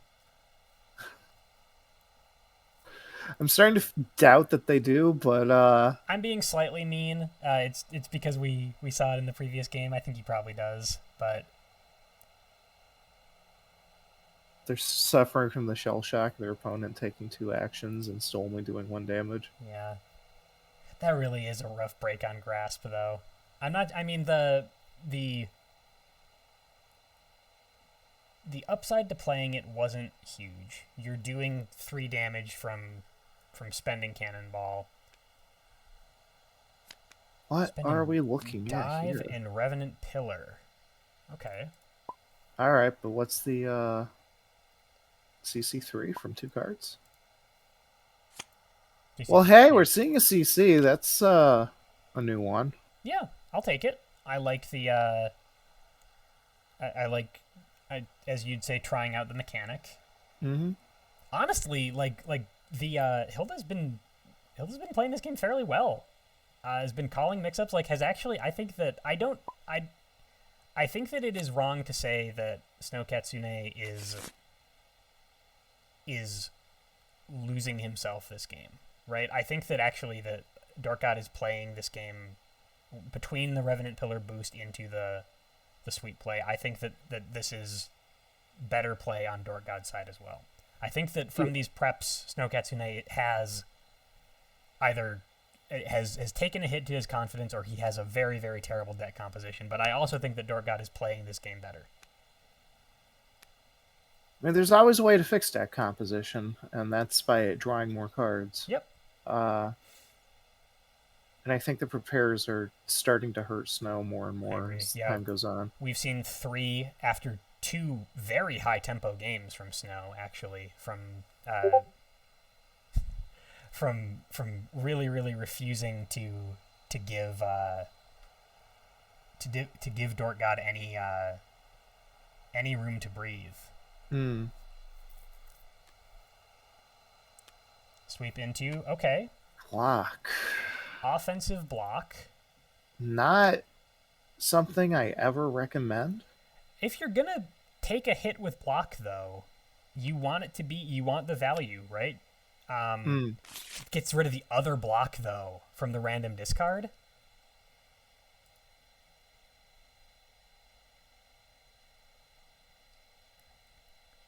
Being down both blocks is going to be... Yeah, that's correct. Oh, we got it in the wrong order. So he's dropping the block on purpose. Yeah, you put 1 block down. You blocked with it. You need the block on the table.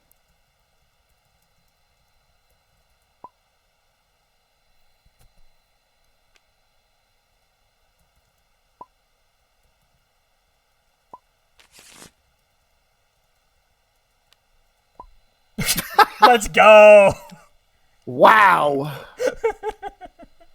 You really got to do that to me, huh? No, okay. No. It's supposed to be a random card. All right. Start spending force. DorcGOD saying, all right, this random discard thing isn't so bad. Dropping a skewer. Interesting. I would say if you had In the Darkness, it would be a good time to spend that. Otherwise, I probably would have just spent the rest of the gauge. Sure. What do you need gauge for at this point? Yeah, haven't seen Exceed Side Hilda. Yeah, Dork hasn't seemed interested in exceeding all game. Like, we've had 2 sets, or 2 games of this set. There we go. Yep. That, no exceed mode, despite at least 2 opportunities to do so. Well, I mean, maintaining that gauge was what got him that wild swing impalement. So it's hard to be mad about it. Oh, it was such a huge risk that was worth it. Yep. Though currently we're looking at some pretty dead cards for impalement purposes. That's true. Yeah. You got 6 power range 3 right now. You love spending no range on an impalement gauge cost. All right, Snow. I think we are seeing a few Hilda misplays, though. I think dropping Revenant Pillar and Skewer means that you're losing power that you could be using to close the game. Yep.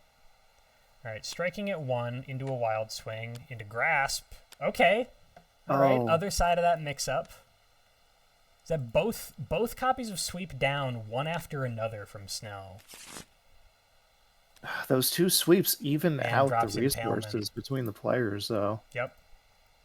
At this point, Propeller is ahead by at least a couple resources. Yep. And notably, man, that Impalement could have been really good to pay for that force cost, and now you lost it to a Sweep discard. Mm-hmm. You really hate that.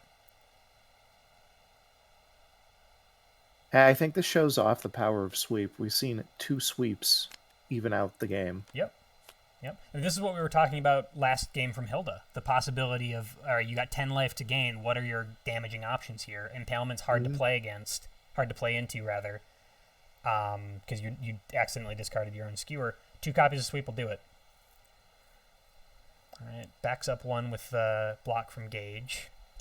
I hate doing that. I know that Hilda has another In the Darkness available, but also, guess what? Propeller's got the same thing going on. Yeah. And it's Propeller's turn, too. Handing the turnover to let Propeller just hit you with Launcher seems like a really bad idea unless you prepare, of course. Oh, wait, hold on. What? Okay, no, good call. Okay. Exceed in. You got some gauge to spend. I approve of this. Still maintaining Launcher as a threat. Launcher's 2 gauge. Give We're probably going to move in, though. Oh, for sure. Move to 2. Okay. Telegraphing. 3? Oh, yeah, he doesn't know either. We're in a quantum state of uncertainty. I think we go to 2 because you can threaten both better mix-ups at 3 and just regular old threats at 1. Yeah, I mean, on your turn, you're in a quantum state of uncertainty in your positioning whenever you're Exceed mode Propeller Knight. So you are representing threats here and here when you're at 2. That's a good point. I guess going to 3 means that you can still threaten Launcher. Yep, that's true. And you've got the gauge for it. You threaten Launcher, you threaten Pull, you threaten Push even. You also can't be hit. You literally cannot be hit by In the Darkness if you are threatening Launcher, because if you back up, it is a 7 speed attack into a 7 speed attack. It's your turn, but Hilda cannot hit you with it in the first place. Yep. And we did just see Hilda move back 1. Yeah, maybe I'm misreading the situation. Maybe Propeller 3 is really good here because you can't... You have less options to mess with Cannonball. Push and Pull are both really strong options. You can still swoop in if you absolutely have to. You have both your Ultras that can hit from 4. Yeah, I think range 3 Propeller Knight's probably the actual correct play. Yeah, you might not be threatening anything from this position, but this position is these 2 positions too. But we're striking here, and that means that you are stuck at this position for a second. Yeah, but what are the chances of Hilda throwing Assault? Yeah. I mean, basically, Hilda has dropped 2 blocks, 2 Revenant Pillars, and 2 Grasps at this point. Has both spikes, has a sweep. Both assaults, dive is up. Skewer would be a strong play here. Skewer, yep. Speaking of which... Skewer into swoop. Okay, but we outspeed it. All right, where are we going? We do, but we're not going to stun Skewer with 0 damage.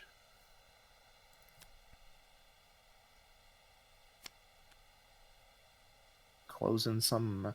Honestly, I would probably just stand where I was and just get the card to Gage.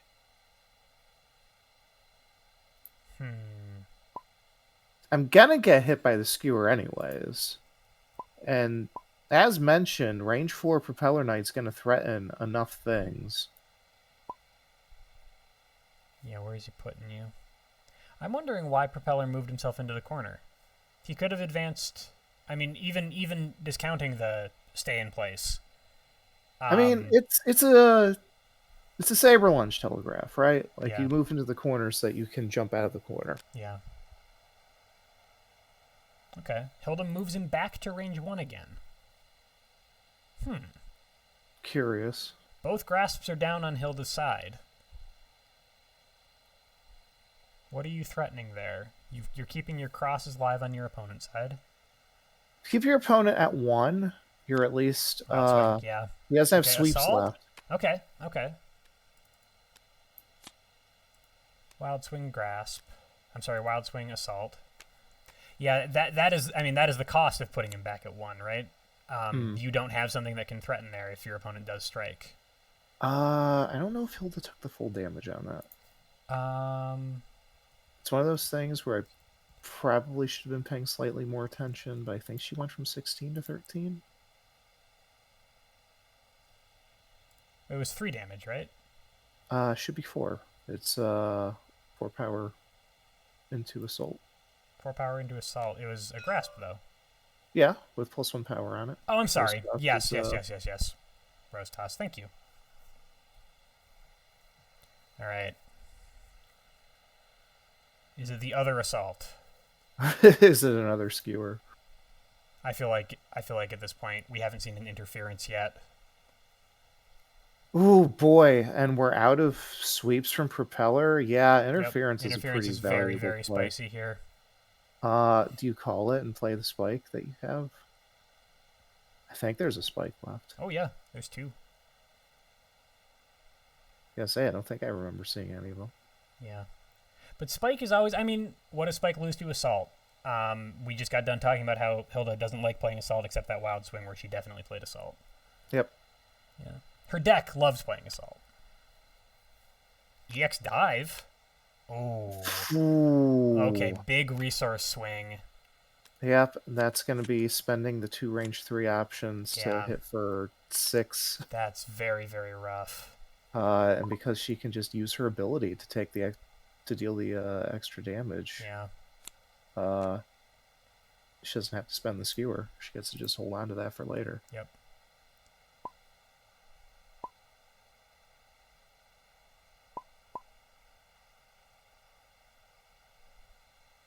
Wait. It's a bit of a gotcha. Wait. Hold on. Oh, I see what you mean. Yeah, sure. Okay, so but it's your normal attacks. It's not your interesting. Yep. So these things. So this is a range 2 grasp, even though it's in your gauge. It's not an attack. Mm-hmm. Crazy.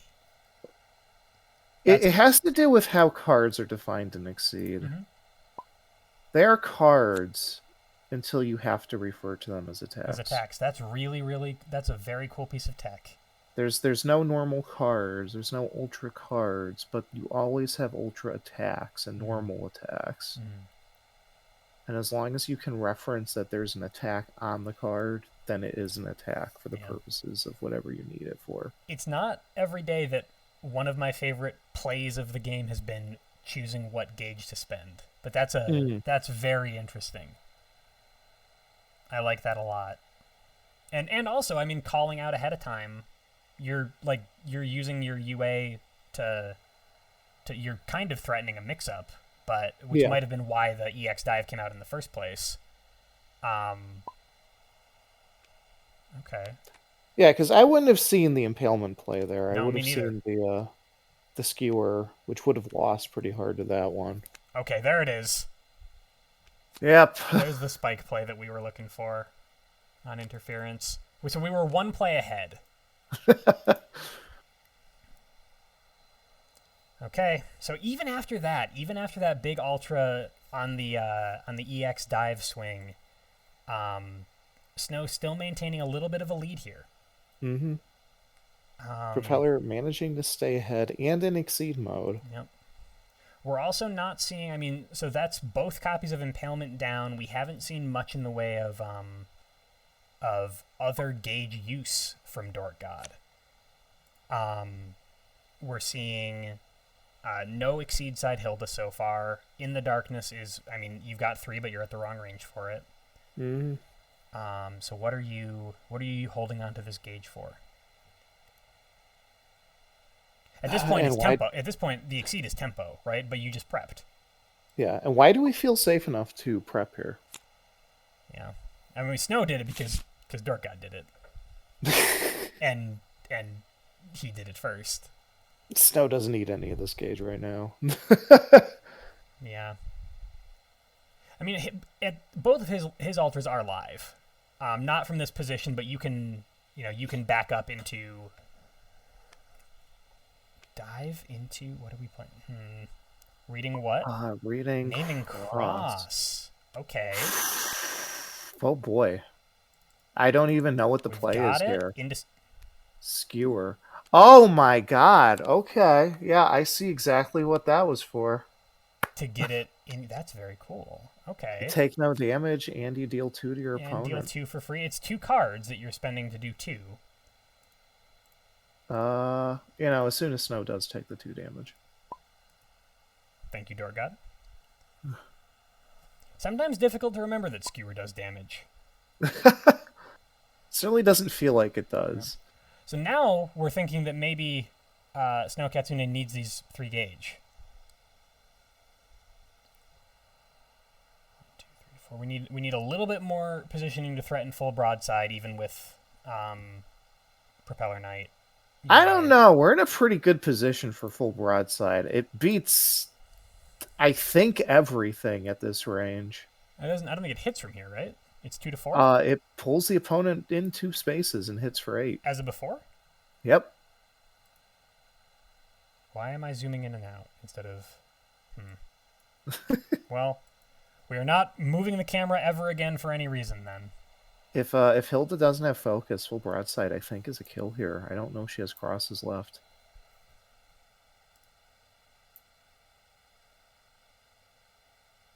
Definitely doesn't have dives left. Yeah, that reading. Well, does Snow have it? 14 cards left. Excellent chance that he doesn't. This has been a slow. Okay. This carries slightly more risk if it is full broadside. Yeah. Because your opponent can play Soul and then only take 6 instead of 8.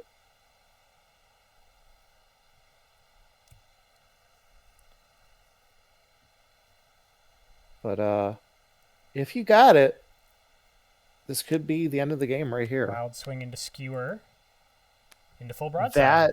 That's going to be it. That's the game. So, push or pull up to 3 as a before action. I think Snow's explaining to DorcGOD that that's the end of the game. Is there a way that Skewer can get out of this? Nope. Propeller takes his 2 and then puts pretty Hilda much no matter what. Yeah, it's up to, so you don't have to move it at all.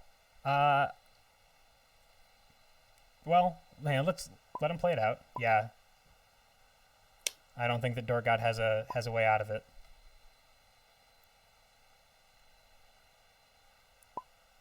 Yep, yeah, his before effect. Yep. Wow. For the +2 power, the plus power party prevails. Just enough damage to secure the kill.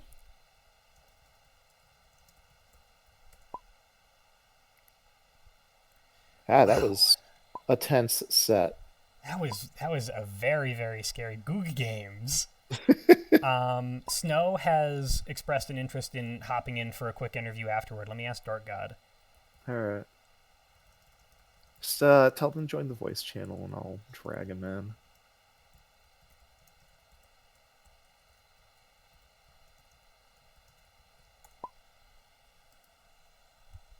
Then I can criticize them on their preparation plays.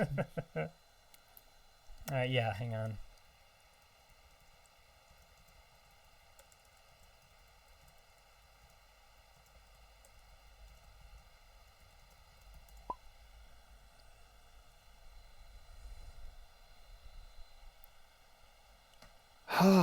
What a set.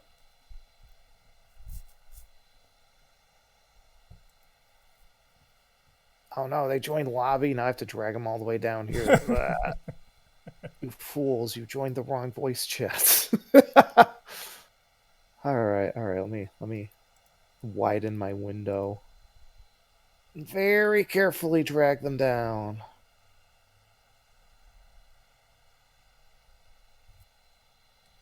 Alright, that's 1. Who could it be? Hello, Snow. Hello, Gear. Good games. A well-fought victory. I'm going to try to drag your opponent in here. This core doesn't like me right now. We're getting on your case for joining the wrong lobby, Snow. Yeah, you could have joined the one that's directly next to us, so I don't have to scroll down a full 3 screens. Oh, I didn't realize there was one next to you guys. I'm sorry. Look at how much work you're putting Poulter through. Hi, DorcGOD. Cool. I know, Yo, how dare I? Good games. Good good games. Thank you. I don't know if I'll call that first game good. I'll be honest, but or That for me at first- least. I just called you out at every Yeah. opportunity game one. We were For first strike, I forgot that the propeller pull had the before pull 2. Or I didn't think it had before pull. I misread the card and ended up taking 6 damage for Yeah, it. For no reason. you misread the Yeah. card turn 1, and then turn 2 just Yeah. ended up I at panicked range and got called 6 out for against it. Yeah. Cannonball. Snow, we were thinking the play of the first game on my end was calling out the cross with Cannonball. Yeah. Very, very, very, very cool. Super early gameplay. Had a read on your opponent. I couldn't even. I just couldn't recover after that. Yeah, Really. no, very, very cool stuff early on to show that you were okay playing a card that doesn't hit at that range to threaten where your opponent probably wants to move to. Really, really interesting game 2 from both of you guys. Yeah, I'd call the end of game 2 very interesting. Yeah, no. Did your heart break when you wild swung that block into focus? Oh god, wait, what? When you UA moved in and wild swung at 2 and wild swung a block and DorcGOD played focus. Oh right, yeah, it was a block. And then god, that was awful. And then it was DorcGOD's turn. I know, and if I didn't discard that grasp, absolutely discarding that grasp is what lost me the game. Yeah, getting rid of the fast option or before the end of the game. Yeah, I should have just ended up getting rid of my launcher from Gage instead. Yeah, well, either the block and the grasp in hand. Either way, very well played. Pulling it back out in game 3, we were concerned by the amount of preps you were doing, Snow, in the early game, and oh god, yeah, that was prepping. Early game, my hand was EX dive, EX sweep, and that's all I had. Oh wow. Yeah, and you don't want to give those up, so you're not going to change cards with that. I see. No, it's it was trying to figure out whether the end of game 2 had rattled you, or whether your deck comp had rattled you, and I think it was the latter. A little of both. Yeah. It was a little of both. Yeah. Well, good to see you pull it out. DorcGOD, very, very well played. Congratulations to both of your mentor, Aislinn, for both coaching the victor and the loser of the first game of round 2. Yeah, despite us being mentored by the same person, we didn't really interact a whole lot, did we? Yeah, that's my first that's time on me, talking honestly. to you. I had been so busy this past month. I just started a new job, and I've barely had time to practice or talk to anyone in the server. I think starting today was the beginning of a lot of free time on my hand. But I'm the same way. I just started a new job, and we just got really busy, and we're going to be busy until the middle of August. So I've been so tired and haven't had time to practice. So next game for you, Snow, is the winner between KZB Ulti and Gently Sweeps, who is yet another Aislinn mentee. So I fought Gently Sweeps a couple times. They're good. Yeah, so yeah, I fought Gently a couple times. They've been pretty fun. Scary. Yeah, so good luck going forward in bracket. Lychee is terrifying. Yeah, Lychee's a scary character. Gently put this fear of Lychee in me. All right. So I think that wraps it up for our first round 2 set. Thank you guys so much for playing and letting us spectate and commentate. Cool. Thanks for having me. I'll definitely join if there's another tournament like this coming up. Awesome. I've at least learned the Propeller night matchup. So yeah, glad to hear it. It's been great watching you play. Thanks. And Snow, good luck going. Thanks for hosting the tournament, Gear. It's been great. Yeah. Yeah, of course. I'm happy to do it. And Snow, good luck going forward. Oh, thank you, Gear. Good luck. And obviously, Poulter, thank you so much. Thank you so much for being the person who knows stuff on commentary here. I really appreciate it. I try to know things. Yeah, no, notable for knowing things, Poltergeist. I can read cards being played the turn before they're played. Absolutely. Sometimes 2 turns. All right, I'm going to wrap up the lobby here and sign off for the night. Thank you guys so much, and I will see you around. Yep, thanks for having us. Yep. Have a good night. Of course. See y'all.